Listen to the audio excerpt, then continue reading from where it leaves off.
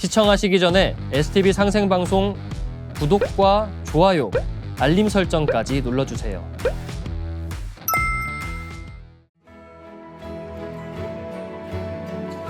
안녕하세요. 상생문화연구소 연구원 문계석입니다.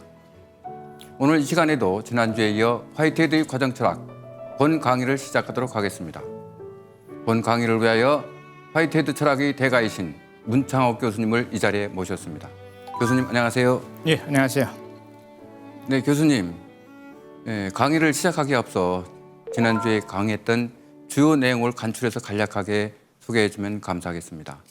예, 지난 시간에는 그 신의 역할, 합생에서 신의 역할이 무엇인가라고 하는 것의 마무리 부분을 잠깐 텍스트로 읽었고요. 예.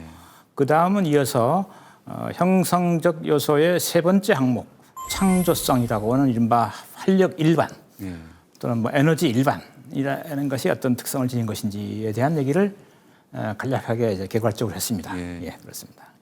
예, 그럼 이번 시간에는 주로 주요 내용들 어떤 내용이 중심을 이루는지 간략하게 말씀해 주시면 감사하겠습니다. 예, 창조성이라고 하는 것에 대한 어떤 개괄적인 얘기를 지난 시간에 했다면 오늘은 그것이 가지고 있는 보다 더 특수한 특성, 또 그것이 작동하는 어떤 논리 구조, 이런 얘기를 아마 하게 될 겁니다.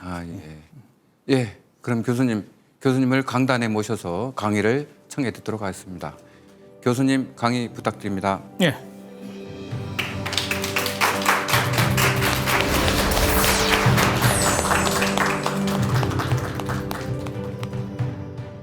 지난 시간에 했던 형성적 요소의 마지막 요인 창조성 얘기를 조금 읽고 우리가 끝냈었어요. 자, 오늘은 그래서 그것에 이어서 두 번째로 조금 더 진척된 얘기를 한번 살펴보도록 하겠습니다. 텍스트로 가죠. 지금까지는 창조성이라는 게 이제 아무런 특성이 없는 것으로 우연적인 것을 통해서 자신을 드러낼 뿐이다. 그래서 우연적인 것이 없다면 창조성은 자신을 드러내지 않는다. 아마 그런 얘기를 했었어요.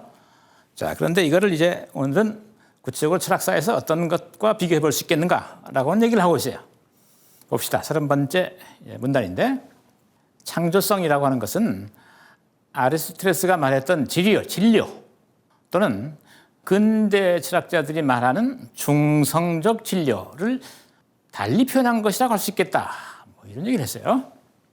그러나 이 수로에는, 그러니까 이 수로라는 말은 창조성이라는 표현입니다. 이 개념에는 뭐 이렇게 표현해도 되겠죠.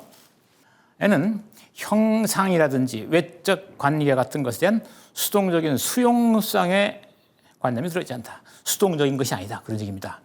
그냥 정치적으로 딱 머물러 있는 게 아니다 말이죠. 활력이라 그랬죠, 지난번에. 어쨌든 자, 그것은 현실 세계 대시해가지고 항상 신에 의해 질서화된 안정된 요소를 갖고 있다고는 하나 결코 두 번 다시 동일할 수 없는 세계, 그렇죠. 끊임없이 생성을 이어가니까 물론 질서가 있긴 있습니다. 영원한 객체에 의해서 질서지어진 그런 질서가 원칙적으로 부여되어 있죠.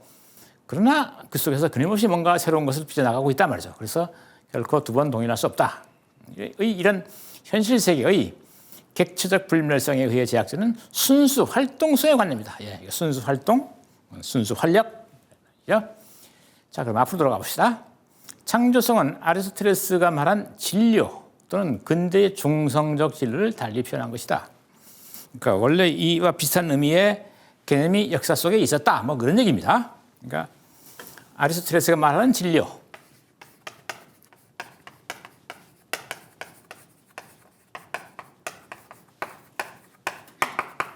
그다음 근대 일부 철학자들이 말하는 중성적 진료, 중성적 소재, 중성적 진료.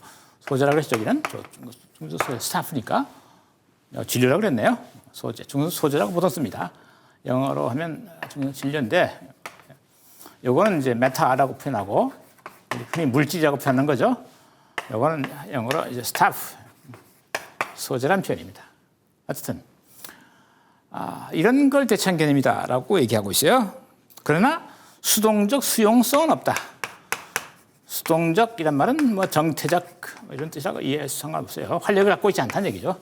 그래서 남의 것을 그냥 주어진 걸 그냥 덥석 받아서 규정되는 수동적으로 특징 지어지는 그런 수용성은 없다. 그러니까 능동성을 갖고 있다 오히려 그런 얘기라고 이해할 수 있겠어요. 자, 그런데 아르처스의 진료가 뭐냐? 이게 지금 어떤 전자 제품의 컨트롤러예요, 일종의 리모컨이라고 그러죠. 리모트 컨트롤러. 이거 치고 여기 내가 이렇게 타이가 이렇게 있어요. 서로 다른 물질이죠. 다른 물체예요. 이 차이가 뭘까요? 얼른 보게 어떤 차이가 있겠어요? 우선 색깔이 비슷한데 좀 다르죠. 형태 많이 달라요, 그죠?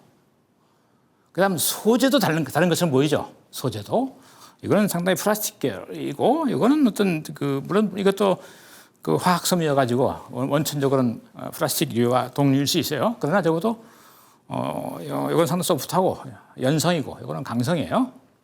그래서 달라 보여요. 그런데 여기서 이 달라 보이는 차이들을 하나씩 한번 제거해 봅시다. 형태, 색깔 빼버리고, 형태, 색깔 빼버리고, 연성과 강성, 연성, 강성한 성격이죠. 그걸 빼버리면 뭐가 남을까요? 여기 이것이 갖고 있는 성질을 다 빼버리고, 이것이 갖고 있는 성질을 다 빼버려요. 그럼 뭐가 남겠어요? 뭐가 남겠어요? 어떤 소재가 남을 거예요. 근데 그 소재는 서로 이거는 구별이 된다, 안 된다? 안 된다. 그렇지. 왜 성질 다 빼버리니까, 그렇죠? 그냥 어떤 진료만 남아요. 그렇죠? 이거를 지금 아르처스 진료라고 부르는 겁니다. 여기다 하나 표현을 더 붙여서 순수라고 하는 말을 붙여드리는 게 좋아요. 퓨어한 거다 말이죠. 순수. 이것도 그거 비슷한 겁니다. 그러니까 모든 사물은 적어도 아리스토텔레스 하면 모든 존재자, 띵이라고 하는 것은 실체라고는 상관없어요. 뭘로 이해하건 존재라고 하는 것은 뭘로 구성되는가? 형상과 형상. 이건 내가 지금 말한 특성입니다. 그다가 플러스 뭔가 진료로 구성되어 있단 말이죠. 모든 사물은. 이런 식으로 이해를 했어요. 이걸 흔히 철학사에서는 진료 형상설 이렇게 불러요. 모든 사물은 여러분 한 머릿속에 한번 띄워보세요. 머릿속에 떠올리는 모든 사물이 다 어떤 특성과 어떤 소재를 갖고 있어요. 한번 머릿속에 한번 분석해 보세요. 그렇게 되어 있어요. 그러니까 이걸 하나의 보편적인 사물의 구조로 이해했어요. 실체 구조 이렇게 했단 말이죠. 근데 여기서 특성을 완전히 빼버리면 진료만 남는단 말이죠. 그러니까 이거 자체는 아무런 특성도 갖고 있지 않은 거예요. 다 빼버렸으니까, 그죠?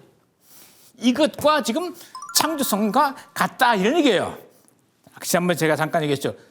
현실적 존재에서 그것이 갖고 있는 다양한 특성을 싹 빼면 뭐만 남는다? 활력만 남는다. 에너지만 남는다.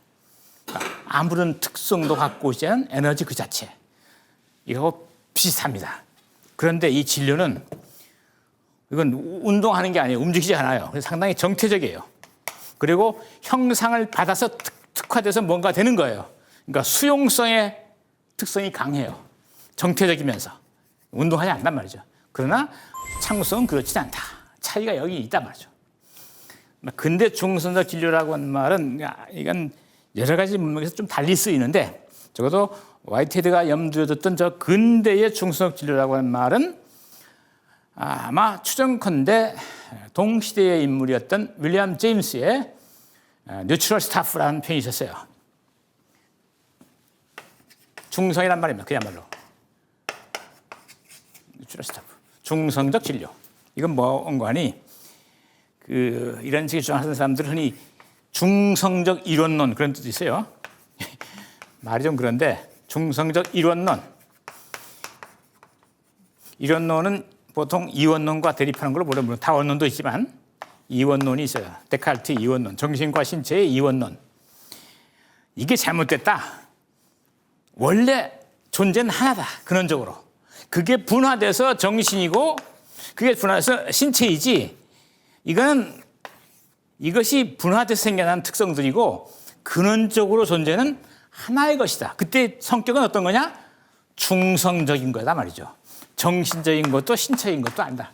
또는 정신적인 것도 물질적인 것도 아니다. 그 이전에 그보다 앞서서 중성적인 거다 말이죠. 이런 것들은 어떤 특성이 가해져서 정신이 되고 어떤 특성이 가해져서 신체가 되는 거지. 그 자체는 중성적인 거다. 그러니까 특성 이전의 것 그걸 의미합니다. 그러니까 형상을 부여받기 이전의 원초적인 진료, 그거를 중성적 진료 이렇게 불렀어요. 이걸 경험의 문맥 갖다 놓으면 주체와 객체라고 하는 게 이렇게 있죠. 인식에서 우리가 여기 있으면 주체가 저 바깥에 있는 객체를 보고 뭐 이런저런 판단한단 말이죠. 그런데 이제 주체가 자꾸 이제 오류를 범하게 되는데 뭐 판단하는 가운데 착각도 하고, 그래서 이제 주체와 객체라고 하는 것은 워낙에 그렇게 서로 이렇게 어긋날 수밖에 없는 거다라고 하는 것이 이원론 입장에서 나와요. 나중에 원래 다른 존재니까 말이죠. 그러니까 서로 어긋날 수밖에 없다. 그래서 오류가 생겨나는 거다라고 하는 방식으로 이해했었는데 이 사람들이 오면 그거 잘못된 해석이다 말이죠. 주체와 객체는 원래 하나였단 말이죠. 경험유라고 하는 어떤 사건의 흐름이 있고 그것이 분화돼서 주체가 되고 객체가 된 거다. 이런 식으로 이해해요. 그러니까 주객으로 나뉘기 이전에 또는 정신과 물질로 나뉘기 이전에 하나의 원류적인 이론적인 사건이 있었단 말이죠. 그게 분화돼서 정신이 되고 물질이 되는 것이거든요. 아니면 그게 분화돼서 객체가 되고 주체가 되는 거다. 그래서 그때 분화되기 이전의 사태를 중성적인 것이라고 불렀어요. 여기서 말하는 뭡니까? 순수 진료. 여기서 말하면 순수 활력. 이것과 비슷한 어떤 함축을 지녔다라는 말을 하기 위해서 지금 이 얘기를 하고 있는 겁니다. 그러나 다만 창조성은 이것들과 달리 수동적 수용성의 관념이 아니라 상당히 적극적인 어떤 그런 그 액티비티를 갖고 있다라고 하는 점에서 중성적 진료나 아리스토텔레스의 순수 진료와는 다르다. 그렇게 이해해야 한다라고 하는 겁니다. 그다음 마지막 문장이 좀 이제 그런데 그것은 현실 세계의 객체적 불멸성에 의해 제약되는 순수 활동성의 관념을 가리킨다. 이렇게 과거의 것들을 이렇게 엮어서 과거의 세계입니다. 생성이 일어나요. 그리고 이걸 뭐라 이렇게 생성이 일어나는 이 과정을 아까 창조성이라고 했어요. 여기 에너지 작용하고 있단 말이죠. 여기 에너지가 올라간단 말이죠. 그래서 일자리에서 만들어내고 있어요. 그럼 이 창조성을 제약하는 조건이 아까 몇 가지 있었어 그러죠. 우리가 지난 시간에 조건, 신의 원적 본성도 개입하고 이것도 개입한다 그랬죠. 그래서 이 창조성을 특정한 것으로, 특수한 것으로, 특정한 현실적 계기로 만들어간다 말이죠. 여러 가지 조건이 참여해서. 그러니까 이 창조성을 제약하는데 중요한 요인 중에 하나가 그 현실 세계입니다. 그래서 이것은 그 말을 하고 있어요. 그것은 현실 세계의 객체적 불멸성. 그러니까 생성을 맞춰서 객체가 되었죠. 이것들이 새로운 생성에 들어가면서 여기에 있는 창조성, 창조적 활동성을 자기의 특수한 성격으로 제약한단 말이죠. 그런 의미예요. 물론 여기에 제약하는 요소는 이것만 있는 게 아니라 신에게서 온 영원한 객체의 질서도 개입한다 그랬죠. 여기서는 이건 좀 빼고 지금 얘기하고 있는 겁니다. 그런 점에서 이건 부분적인 얘기예요. 그러나 어쨌든 이때 이 밑에 있는 활력, 제약하고 이 과거의 세계에 의해서 특수한 것으로 조건 지어지는 활력, 그거를 뭡니까? 창조성이라고 부르겠다. 뭐 이런 얘기입니다. 문단 30의 중반부. 자, 모든 것에 미칠 뿐만 아니라 그 어떤 것에 의해서도 구속받지 않는 가치 평가라는 비시간적 행위는 창조성에 의한 피조물인 동시에 창조성을 위한 조건이 되고 있다. 이 행위는 이러한 이중적 성격을 다른 모든 피조물과 함께 공유하고 있다. 자, 이건 뭐 갑자기 뜬금없는 얘기처럼 보이는데 이건 신에 대한 얘기입니다. 봅시다. 모든 것에 미칠 뿐만 아니라 그 어떤 것에서 의해서도 구속받지 않는 가치평가. 가치평가라는 말은 지난 시간에 제가 잠깐 영원한 객체에 대한 느낌을 가치평가를 한다라고 하는 얘기를 했어요. 난 비시간적 행위라고 했어요. 그러니까 이건 비시간적 행위는 하나밖에 없어요. 신의 것입니다. 그러니까 영원한 객체를 파악하는 신의 원적 본성을 얘기하는 겁니다. 그러니까 이 원적 본성이라고 하는 것은 창조성의 피조물이다. 창조성이 만들어내는 것이다 그랬죠. 그러니까 신의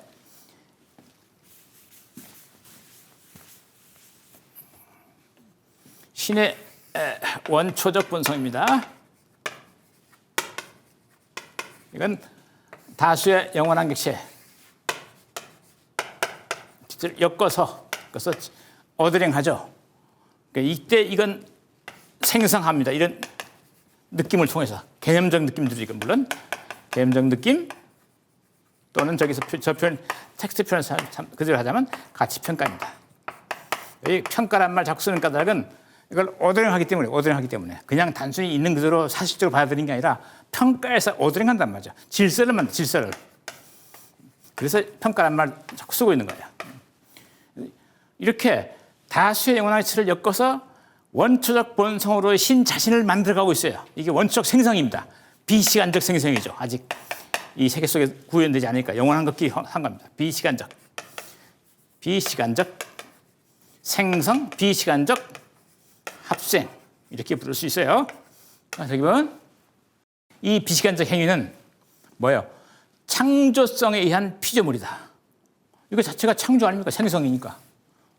창조성이 드러나는 하나의 사례다 말이죠. 그러니까 아까 말한 우리가 지난 시간에 말했던 원초적인 우연자다 말이에요. 우연자. 창조성에 의해서 적어도 그 창조성을 표현하는. 그래서 신의 원초적 본성은 창조성에 의해서 만들어지는 하나의 우연적인 것이다. 뭐 이렇게 얘기할 수 있어요. 그럼 동시에 창조성을 구현하는 동시에 창조성을 위한 조건이 되죠. 이거는 이 원초적 본성은 뭡니까? 시간적 세계의 현실 세계와 새로운 합생 사이에 이 창조성을 개입해서 여기에 조건으로 이게 주어지잖아요. 그러니까 창조성을 제약한다라고 하는 표현을 쓰는 겁니다. 그러니까 원초적 본성이라고 하는 것은 그 자체가 창조성이 한 사례이다 말이죠. 뭔가를 창조하고 있는 사례다 말이죠. 자기 자신을 창조한 사례죠. 동시에 시간적 세계의 창조성에 개입한단 말이죠. 그래서 그걸 특정한 창조로 만들어준단 말이에요. 그런 점에서 창조성을 제약한다라고 쓰는 겁니다. 말을. 이런 특성은 신만 갖고 있는 게 아니라 모든 피조물들, 곧 모든 현실적 존재들이 같이 가지고 있어요. 왜? 시간적 세계의 존재는 과거 세계를 이렇게 통합해서 자기를 만들잖아요. 이게 창조성의 사례입니다. 그런데 이게 완성되면 그다음에 이것이 객체가 돼서 새로운 생성을 제약하잖아 다시. 그죠? 이것의 창조성을 또 제약한단 말이죠. 그러니까 그것이 하나의 사례인 동시에 새로운 창조성을 향한 제약 조건으로 작동한단 말이죠. 모든 존재는 그런 겁니다. 그러니까 모든 존재는 창조성의 한 표현, 사례인 동시에 후속하는 창조성을 제약하는 조건으로 기능한다. 이런 얘기입니다. 그래서 신이나 시간적인 세계의 존재나 이 점에서는 마찬가지다. 이런 이중성을 지니고 있다는 점에서는 같다. 이런 얘기입니다. 아리스토텔레스의 진료의 문제, 디나미스 문제죠. 어떻게 보면 그 디나미스도 아리스토텔레스에게 있어서는 어떤 순수 활동력을 갖고 있는 그런 존재라고 말할 수 있는데, 그렇다면 화이트헤드의 창조성과 어떤 차이점이 있고 다른 점이 있는지 좀 말씀해 주시면 감사하겠습니다. 그렇습니다. 디나미스라는 말 자체가 활력이라는 말이 있죠. 그런데 적어도 아리스토텔레스에게서 어떤 사물의 새로운 면모를 만들어내는 것은 결코 디나미스가 아니죠. 그렇죠? 어떤 존재의 근거, 뿌리가 된다는 점에서 활력으로 이해할 수 있는데 어떤 존재를 새롭게 빚어내는 역량은 디나미스에 없어요. 새로운 존재를 빚어내는 역량은 형상에 있습니다. 그러니까 아리스토텔레스는 형상에 주목하는 투자자예요. 그래서 플라톤의 계승자다라고 하는 이른바 일종의 굴레라고 할까요? 그걸 벗어나지 못하는 거죠. 형상이라고 하는 것이 모든 걸 설명하고 진료라고 하는 것은 그 바탕에 놓여 있는 것 언제나. 그래서 그걸 뒷받침하는 것, 서포트해주는 어떤 요소라고 이해했다는 점에서 화이트헤드에게 창조성은 그보다는 훨씬 더 액티브하고 적극적이죠. 파지티브하고. 그리고 이것은 심지어 그 형상의 그 교체를 가져다주는 어떤 원동력인 것처럼. 이게 무슨 말인가 하니 이게 델리케이트한 문제인데 그 현실적 존재가 신에 의한 그 어떤 그 유혹을 받아들여서 자기를 생성하다가 그 신이 준 주체적 목적을 수정한다는 얘기 했었잖아요, 제가. 그죠? 지난 시간에. 몇 차례 한 적이 있어요. 야, 그럼 수정할 때 그 근거는 뭐지? 무엇에 비추어서 무엇을 근거로 수정을 하지라고 물어볼 수 있어요. 그때 없어요. 아무런 수정이 없어요. 왓슨 그 얘기 안 합니다. 그건 결단이라고 그래요. 주체적 결단. 그 결단을 쫓아 들어가면 거기에는 창조성밖에 없어요. 순수하게 세계를 비틀어버리는 그런 어떤 그 파괴적인 힘입니다. 창조적인 힘으로 머무는 게 아니에요. 이게 창조성은. 뭔가를 비틀고 파괴하는 힘이기도 해요. 창조성은. 그래서 끊임없이 달라지는 세계. 그래서 끊임없이 노벨티, 새로움을 빚어내는 세계. 새로움을 빚어낸다는 거는 과거 세계를 끊임없이 배반한다는 얘기예요. 주어진 조건에서 뛰쳐나간단 말이에요. 그런 어떻게 보면 상당히 부정적인 의미도 함께 갖고 있어요. 그래서 그런 측면에서 여기서 말한 지난 문단에서 잠깐 봤죠. 수동적 수용성, 복종하는 그런 성격은 여기에 없다. 그러니까 상당히 그 적극적으로 도발하는 그런 성격을 적어도 여기다 부여했던 거라고 볼 수 있습니다. 그런 점에서 조금은 다르다고 이렇게 이해하시면 되겠습니다. 예. 뭐 비슷한 점이 없진 않아요. 예. 예, 알겠습니다. 예. 31번째 문단입니다. 이거는 이제 창조성 자체에 대한 얘기라기보다는 창조성을 통해서 빚어지는 세계의 특성을 얘기하고 있습니다. 잠깐 얘기하고 넘어가기 위해서 이 얘기를 잠깐 중간에 정리하는 문단인데 한번 봅시다. 현실적 존재는 지금의 그 현실적 존재가 되기 위해서 지금과 같이 느끼고 있다. 그렇습니다.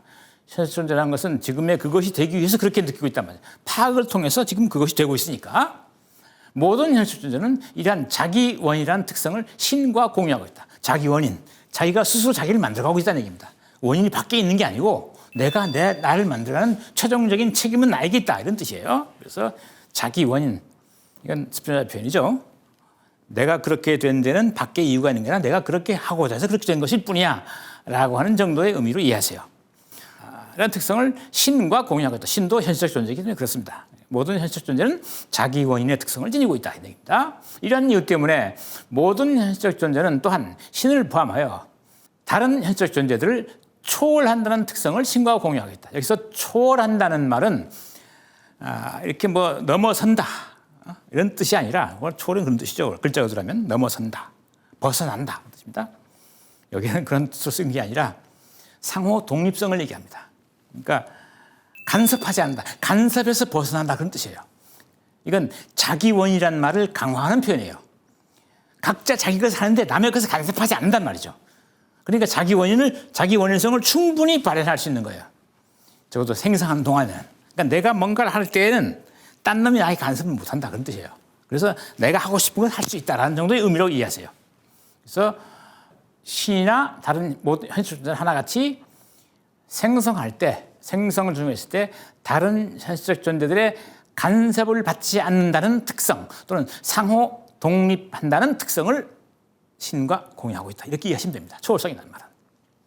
따라서 우주는 새로움으로의 창조적 전진이다. 그러니까 끊임없이 새로운 곳으로 나아간다. 그런 뜻입니다. 자율적인 존재들이 자기 생성하는 가운데 말이죠.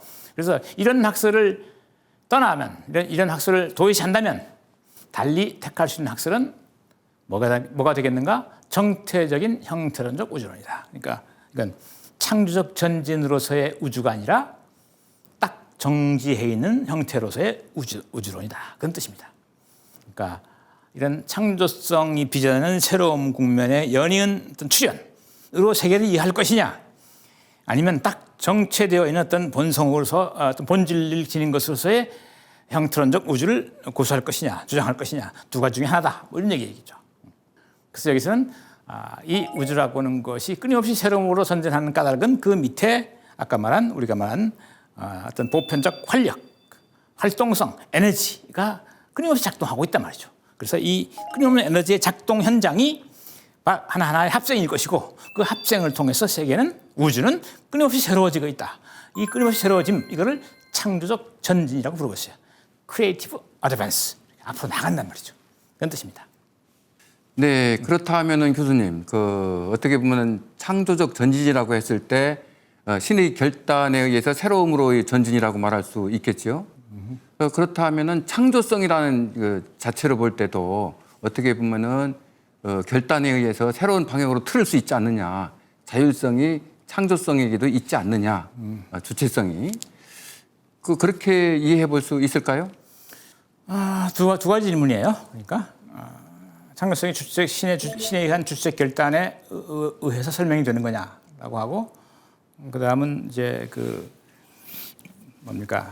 창조성 자체가 어떤 창조적 전진의 어떤 활력을 스스로 지니고 있다고 얘기할 수 있겠느냐, 뭐 이 정도의 질문이신데, 우선 앞에 거 주체적 결단은 모든 현실 존재가 공유하는 겁니다. 신도 해요, 물론.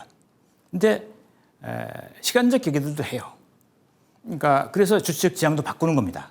그러니까 그 창조성이 극적으로 표현되는 지점이 바로 결단인데 왜 그런지 모르는 거예요, 지금. 왜 이렇게 이게 됐지? 그건 주체가 그냥 선택한 거예요. 그게 더 이상 설명이 안 돼요. 그러니까 그런 경우 창조성이 아주 극단적으로 드러나는 경우예요.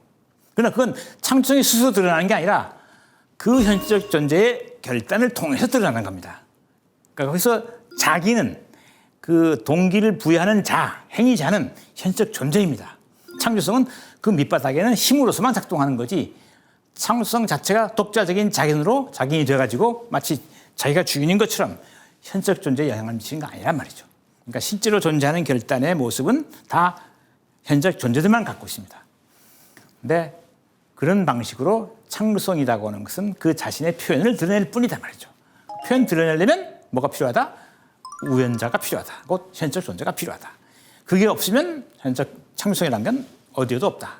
이런 얘기죠. 그래서 창조성이 실현되는 장소는 철저하게 현실적 존재 또는 현실적 계기에 달려 있습니다. 그걸 통해서만 그 창조성의 특성이 드러나요. 그런 점에서 창조성은 독자적인 자기인이 아니다라고 하는 얘기를 지난 시간에 우리가 텍스트 통해서 확인한 적이 있죠. 그래서 두 개의 질문은 서로 연관되어 있긴 한데 어쨌든 중요한 거는 모든 존재는 다 주체적으로 결단을 한다.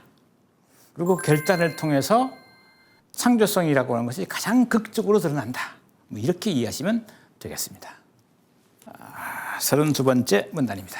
여기서부터는 아까까지는 이제 상당히 두루뭉실한 표현으로 어떤 뭐 창조적 전진이 무슨 새로움의 창출이니 무슨 무규정적인 어떤 에너지니 뭐 힘이니 이런 식으로 뭐 순수 활동 이런 말을 했는데 이제 창조성이라는 것이 이제 작동하는 이제 논리 구조를 보여주기 위해서 몇 가지 개념을 더 끌어들여 오고 있습니다. 우선 그 예비적인 설명을 위해서 몇 가지 개념이 들어와요. 봅시다. 창조성 다자 일자는 동여인, 사물, 있는 것, 존재라고 하는 것의 의미 속에 포함되어 있는 궁극의 개념이다. 다자라고 하는 것은 일자를 전제로 하며 일자라고 하는 것은 다자라고 하는 것을 전제로 한다. 일자는 하나의 존재가 가는 단일성을 나타내는 거다 말이죠. 다자라고 하는 것은 이접적인 다양성의 관념, 그러니까 흩어져 있는 다수의 관념을 전달한다 말이죠. 이 관념은 있는 것이라고 하는 개념에 있어서 본질적인 요소다. 다수의 있는 것들이라고 하는 것이 이접적인 다양성, 그러니까 흩어져서 분리돼서 존재하는 다수성에 존재한다. 뭐 이런 정도 뜻이에요. 여기는 이제 그 창조성과 일다라고 하는 것에 적어도 그 상대적인 의미를 적어도 아주 상식적으로 아주 초보적인 상태로 이제 기술하고 있는 겁니다. 그러니까 many, 흔히 다라고 하는 겁니다. 다수. 그래서 다자, 다수의 것들 그런 뜻이죠. 그래서 일단 one, 이거는 뭡니까 일자, 하나의 놈 이런 뜻이죠. 그러니까 그래서 일과 다 이렇게 표현해요. 전도서는 일과 다 그러는데 다 자자까지 빼버리고 일다. 일과 다, 일자와 다자라고는 상대적인 표현이에요. 다가 없으면 이자는 표현이 의미를 갖지 못해요. 다자가 없으면. 이 세상에 하나밖에 없다 그러면 하나라는 말이 아무 의미가 없어져요. 그러겠죠? 마찬가지 반대로 뭡니까? 일이 없으면 다가 의미를 가질 수 없어요. 다가 어디서 시작되는데 일에서 시작되는 거잖아요. 그죠? 그래서 상호 의존적인 개념입니다. 서로 의존한단 말이죠. 다가 있으면 당연히 일이 있어야 되고 일이 있어야 다가 있고 뭐 이런 뜻입니다. 그래서 다자라는 수로는 일자를 전제하며 일자라는 수로는 다자라는 수를 전제한다. 그래서 일과 다 이런 것들은 다 사물, 어떤 thing, 있는 것, thing 또는 being 또는 존재, entity 이런 개념들에 이미 다 포함되어 있다, 함축되어 있는 개념이다. 사물은 하나이거나 다수이거나 존재는 하나이거나 다수이거나 존재자들 마찬가지다 말이죠. 그런 점에서 이건 상당히 보편적인 적용 가능성을 갖는 개념이다 말이죠. 그런데 여기에 더해서 YTD의 특성이 있다면 창조성을 하나 더 하고 있어요. 크리에이티비티를. 이거를 상호 의존적으로 이 사물에 들어가 있다. 일과 다와 더불어. 무슨 얘기죠? 이때 그런 사물은 뭐겠어요? 이 사람의 표현하면 현실적 존재입니다. 현실적 존재는 다수의 것을 엮어서 하나를 지금 만들어가고 있어요. 그러니까 다와 일이 이미 엮여 있어요. 현실적 존재는 그것과 동시에 이미 그걸 통일시켜가는 활력 속에 있어요. 하지만 활동성 속에 있단 말이죠. 그러니까 창조성이 들어가 있죠. 그러니까 모든 존재에는 일다 창조성이 다 들어가 있다. 화이트헤드 보기는 그렇습니다. 그런 의미입니다. 밑에 밑에 세 번째 줄은 뭐 설명할 필요 없는 거죠. 다자라고 하는 건 뭔가 이접적이란 말은 쉬운 말하면 흩어져 있다 그 뜻이야. disjunctive, conjunctive의 반대말. 그건 이렇게 관절로 엮여 있다 이 뜻이에요. 그럼 이걸 disjunctive 하면 관절이 분리돼서 서로 따로 논다. 따로 논다. 이건 이렇게 엮여서 이렇게 엮여서 있다. 컨정티브 이게 반대말입니다. 그러니까 따로 논단 말이죠. 흩어져 있다 그렇지. 쉽게 말하면 흩어져 있는 여럿. 이게 다자다 이런 얘기입니다. 그런 정도의 의미로 이해하시면 되겠습니다. 어쨌든 이런 식의 흩어져 있는 여럿과 하나와 창조성이라고 하는 이 세 가지 대비되는 개념 또는 상호 의존적인 개념들은 존재한다는 것, 있다라고 하는 것의 진정한 의미 속에 다 들어가 있다. 그러니까 있는 것을 분석하고 보면 창조성 다 일이 나온다. 이런 의미가 돼요. 다음은 33번째. 창조성은 새로움의 원리이다. 현실적 계기라고 하는 것은 그것이 통일하고 있는 다자에서 보자면 어떠한 존재와도 다른 새로운 존재다. 그러므로 창조성은 이접적으로 존재하는 우주인 다자의 내용에다가 새로움을 도입한다. 창조적 활동은 항상 자기 경험의 특수한 통일성에 있어서 하나가 되어가고 있는 우주이며 그렇게 함으로써 다자로서의 우주인 다수성에다 자신을 추가시켜가고는 우주이다. 말이 좀 꼬여 있는 것처럼 보이긴 하는데 어려운 말은 아닙니다. 자, 창조성은 새로움의 원리다는 말은 뭐 그렇게 어렵지 않죠. 거의 동어반복 수준이에요. 창조성이라는 말이 새로움을 떠나서 설명하기 어렵겠죠. 그런 점에서 일종의 창조성에 대한 정의예요. 정의. 데피니션이란 말이죠. 창조성을 뭐라 부를 거냐? 그건 새로움을 만드는 어떤 원리로 작동하고 있다. 이렇게 이해하면 되겠다. 이런 정도의 의미입니다.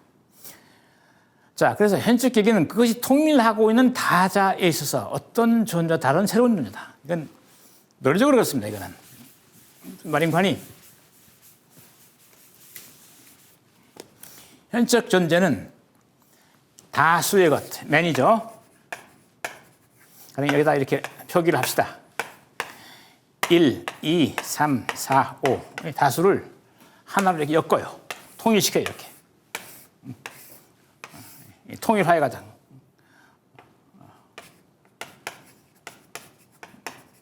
유니피케이션을 남아요.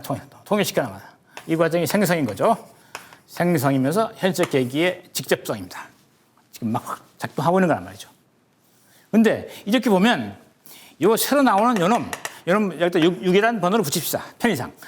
1, 2, 3, 4, 5 하고 이 6은 어떻게 생겨나고 있느냐. 1, 2, 3, 4, 5를 적당히 엮어서 6을 만들고 있어요. 그렇죠. 그러면 이 6은 1과 같을 수 없어요. 왜냐하면 1 위에 끝에 포함되어 있으니까 여기에. 그죠? 마찬가지로 2와도 같을 수 없어요. 2 외에 이런 것들이 포함되어 있으니까. 그죠? 3과 똑같은 논리에서 4 똑같아요. 5 어느 하나와도 다를 수밖에 없어요. 이거는 구조적으로. 그죠? 그래서 새로운 건 새롭단 말이죠. 새롭다라고 하는 말은 지난번에 제가 한번 설명한 적이 있어요. 무슨 뜻인가? 이건 다르다. 다른 것이 출현했다. 새로운 것이 출현했다. 그런 뜻입니다. 그래서 합생하는 모든 존재는 그것이 끌어모으는 통일시키는 다자 가운데 어느 하나와도 같을 수 없다. 그 뜻이에요. 그래서 그것 자체가 새로운 것일 수밖에 없다. 그거죠. 이런 구조로 이게 창조성이죠. 이행의 창조성. 여기가 합생의 창조성. 똑같죠? 이런 방식으로 창조가 일어난단 말이죠. 그래서 이 창조의 결과는 새로울 수밖에 없다. 다수를 엮어서 일자를 탄생시키는 그 창조성의 프로세스는 통일되는 다수의 어느 것도 통일로 챙겨나는 새로운 것과 갖출 수 없는 구조로 이끌어간단 말이죠. 그래서 이거를 전체를 엮어서 아까 얘기죠. 크리에이티브 어드밴스.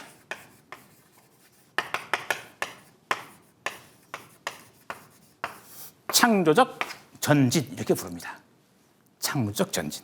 새로운 것으로의 전진 그 편이에요. 창조성은 이접적 방식의 우주인 다자의 내용에 새로움을 도입한다. 이건 흩어져 있는 다자의 내용에 새로운 걸 도입한다. 다자의 우주, 일자의 우주입니다. 어떻게 보면. 그래서 이것을 하나 끌어들이게 된다 이런 얘기죠. 창조성은. 창조적 활동은 항상 자기 경험의 특수한 통일성에 있어서 하나가 되어가는 우주. 그러니까 여기서 하나로 통일되어가는 우주. 이걸 소우주라 부르기도 해요. 통일시켜가는 우주. 그럼으로써 다자로서의 우주인 다수성에다가 이게 다수 것들로 존재하는 이런 식의 우주에다가 하나를 자신을 하나 일자로서의 우주를 추가시켜가고 있는 그런 우주다 이렇게 얘기했어요. 그러니까 창조적 전진을 통해서 다수가 새로운 하나를 만들고 그 새로운 하나가 있는 다수에다가 첨가되는 더해지는 그런 구조를 띠고 있다 이거죠. 끊임없이 새로운 것이 추가되는 추가시켜가 들었죠. 팽창해가는 그런 우주다 이런 얘기입니다. 그래서 세계는 결코 두 번 다시 동일할 수 없는 거다. 아까 얘기했었죠. 지난번에 그 얘기와 같은 얘기입니다. 매 순간이 창조적 전진이다. 같은 얘기고요. 그래서 다수의 우주에다가 새로운 우주가 끊임없이 첨가된 그런 우주다. 이렇게 말할 수도 있고 다양한 방식으로 표현할 수 있는데 그 중에 하나입니다. 예, 그럼 교수님, 그 창조성은 어떤 단순히 그 어떤 새로움의 원리 동호 반복이라고 한다면 생성의 원리라고 이렇게 얘기해도 되는가요? 예, 부분적으로는 뭐 그렇게 얘기해도 크게 틀리지는 않은데 그러나 똑같지는 않습니다. 왜 그런가 하니 창조성이 새로움의 원리라고 하는 것은 창조성이 끊임없이 차이를 빚어낸다, 차이를 만들어낸다 라고 하는 의미가 강하게 함축되어 있는데 반해서 생성의 원리라 그러면 생성이라는 말 속에는 새로운 것, 차이의 생산이라고 하는 표현이 없어요. 그런 의미가 들어있지 않습니다. 그러니까 어떻게 보면 똑같은 형태로 계속 반복되는 것도 생성의 원리가 작동한다 이렇게 얘기할 수 있어요. 그건 새롭다, 달라진다 그런 의미가 들어가 있지 않기 때문에. 그래서 똑같은 게 계속해서 반복해서 생성하면 그것도 생성의 원리 아닙니까? 근데 창조성은 그걸 허용하지 않아요. 끊임없이 달라져야 돼요. 그런 점에서 생성의 원리가 크게 틀린 얘기는 아닌데 창조성의 원리가 갖고 있는 차이의 어떤 생산성, 달라짐의 생산성 또는 새로운 창출의 어떤 역량 이게 충분히 표현되지 않죠. 생성의 원리 그러면. 그런데 이제 이 세상에 존재하는 것들 중에서 어떤 똑같은 것, 아무리 시간이 짧다 하더라도 똑같은 것은 없다고 보는데 그러니까 결국은 생성의 원리나 창조성이나 같은 의미로 바라볼 수 있습니다. 그거는 이미 똑같은 게 없다라고 하는 것 자체가 이미 창조성의 원리를 전제한 거예요. 그런데 창조성의 원리를 전제하지 않고 생성의 원리를 말하는 사람이 있을 수 있어요. 그러니까 가령 그런데 플라톤이 그런 얘기 할 수 있어요. 생성의 원리. 매번 동일한 뭡니까? 이데아가 계속해서 반복해서 이 세계를 규정해요. 그렇죠. 그래서 어떤 똑같은 것이 A라는 놈이 계속 생겨나요. 매 순간. 그 생성의 원리가 들어가 있잖아요. 그러니까 생성의 원리가 새로움을 구축하는 어떤 힘이 된다라고 이해하는 순간 그 생성의 원리는 단순한 생성의 원리가 아니라 창조성이 개입하고 있는 생성의 원리가 됩니다. 창조성이라고 하는 것을 빼버리면 생성의 원리만 갖고는 그 차이가 생겨나는 그 현상 또는 달라지는 이유를 충분히 설명할 수 없어요. 왜냐하면 생성의 원리는 똑같은 것이 반복해서 생겨나는 경우도 생성의 원리가 적용되고 있다고 말할 수 있기 때문에. 그 다음은 34번째. 창조성은 이접적 방식의 우주인 다자, 흩어져 있는 다자로서의 우주입니다. 연접적 방식의 우주인 하나의 현식이 연접, 아까 얘기했죠? 컨정티브스로 얽혀 있다 이게요. 떨어지는 게 아니라 그러니까 서로 엮어서 통일시키게 되면 연접적 방식의 우주가 되죠. 그것을 하나의 현실계기로, 그러니까 연접적 방식의 우주인, 엮여 있는 다자의 모습인 하나의 현실계기로 만드는 궁극의 원리다. 그렇죠? 다수를 하나로 묶어주는 그런 원리다. 생성을 빚어내는 원리다. 또는 새로운 존재, 일자를 만들어내는 원리다. 뭐 여러 가지로 표현할 수 있어요. 그래서 다자가 복합적인 통일 속으로 들어간다는 것. 그러니까 다수의 존재가 하나의 통일 속에 참여한다는 것은 사물의 본성에 속한다. 존재들은 그 본성상 연접적 통일로 나아가는 과정에 있는 이접적인 다자다. 말이 그렇죠. 이건 이 얘기를 하는 겁니다. 사물이라고는, 존재라고 하는 것은 언제나 다수가 있고 그게 하나 통일되는 과정 속에 있다. 이런 정도 얘기예요. 피할 수 없는 근본적인 사실은 창조성이며, 근본적인 사실, 창조성이란 말이죠. 이건 형성적 요소로서의 창조성을 말합니다. 모든 생성의 밑바탕에 놓여 있는 아주 펀더멘탈한 그 토대가 되는 에너지, 그것은 창조성이며, 이 창조성에 의해 구체적 통일성에 종속되지 않는 다수의 사물이란 있을 수 없다. 이거는 그러니까 우리가 다수를 말하자면 그 다수를 바라보고 경험하고 세는, 헤아리는 누군가 있어야 돼요. 뭔가 있어야 돼요. 그러니까 우리가 다수라는 표현은 그 다수를 상대하고는 일자를 상관적으로 필요로 합니다. 그냥 우린 눈 감고 아무것도 보지 못한 다수가 있어라고 하는 건 의미가 없어요. 보는 가운데 다수가 있다는 거죠. 그래서 다수가 구현이 되죠. 그런 의미예요.